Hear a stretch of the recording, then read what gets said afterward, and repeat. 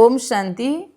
आजिर साकार महावाक्य 29/10/25 बाप दादा मधुबन। आजिर सारांश मीठे बच्चे तुमको समस्त को परिस्तानी करने को हब कारण तुम्हें समस्तंकर कल्याणकारी। तुमर कर्तव्य है गरीब मानू साहुकार करवा। आजिर प्रश्न बाबांकर केउ नाम जदिओ साधारण किंतु कर्तव्य बहुत महान। उत्तर बाबांकु भगवान अथवा बगीचार मालिक एवं नाउरिया बोली कही थांती। एही नाम केते साधारण किंतु बुड़ी जाउथिबा लोकमानकु उद्धार करिबा केते महान कर्तव्य। जेपरी पहराली माने जणे जणकर हाथ धरी पारी करि देई थांती सेहीपरि बाबांकर हाथ मिलिबा द्वारा तुमे स्वर्गवासी होई जाउछ।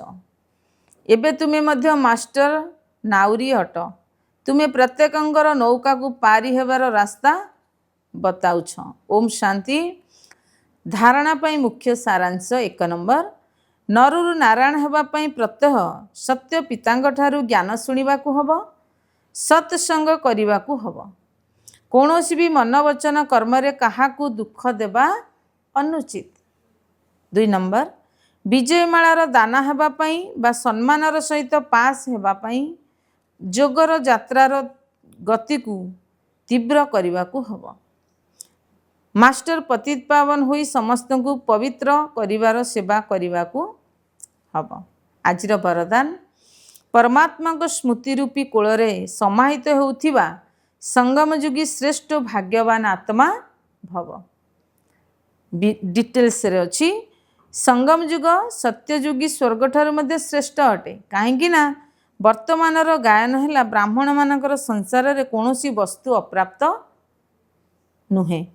एक बाबा मिल जाइछंती अर्थात सबकिछि मिल जाइछि।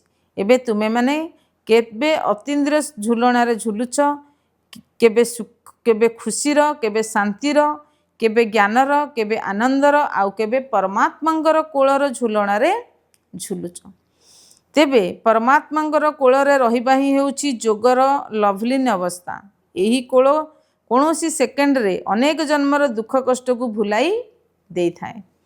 तेणु यही श्रेष्ठ संस्कार को सर्वदा स्मृति रे रखी भाग्यवान आत्मा हुआ। स्लोगान एई भली सुपुत्र हुआ जहाँकि बाबा तुमर गीत गाइबे एवं तुमे बाबांकर गीत गाइब। अव्यक्त इच्छारे निज प्रति एवं समस्तिंक प्रति निजर संकल्प द्वारा जोगर शक्ति गुड़ी को प्रयोग कर। प्रथमे निज उपरे जोगर प्रयोग करी देख कहीं ना संगठन भितरे बा संबंध संपर्क रे परीक्षा तो निश्चित आसीबो। तेणु प्रथमे निज उपरे प्रयोग करी चेक कर जदि कौनसी परीक्षा आसिला तेबे केउ गुण बा शक्तिर प्रयोग करिवा द्वारा केते समय सफलता मिलिला। जदि निज उपरे सफल होई जीवो तेबे अन्य मानक प्रति प्रयोग करिवा पई स्वतः उमंग उत्साह आसीबो। ओम शांति।